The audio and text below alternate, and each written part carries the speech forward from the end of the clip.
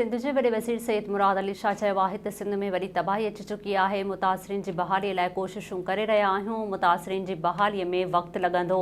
SSU जे reporter Hashim Birohi मूजिब सिंध जे वॾे वज़ीर सैयद मुराद अली शाह जे कबाबात में ॿोॾ मुतासिर इलाइक़नि ऐं ख़ैमा बस्तियुनि जे दौरे जे मौक़े ते मीडिया सां ॻाल्हाईंदे चयो आहे त जल्द पाणी कढण लाइ रिथाबंदी कई वञे त जीअं माण्हू कणिक पोखी करे सघनि।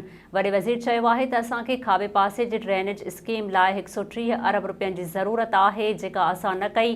वॾे वज़ीर वधीक चयो आहे त सिंध हुकूमत कुदरती आफ़तुनि खे मुंहुं ॾियण ॿोॾ ऐं बरसातुनि खां मुतासिर माण्हुनि जी बहाली ऐं पाणी जी नेकाल लाइ कमु करे रही आहे। मां सॼे सिंध जो दौरो करे रहियो आहियां ऐं हर हंधि वञी जाइज़ो वठी रहियो आहियां।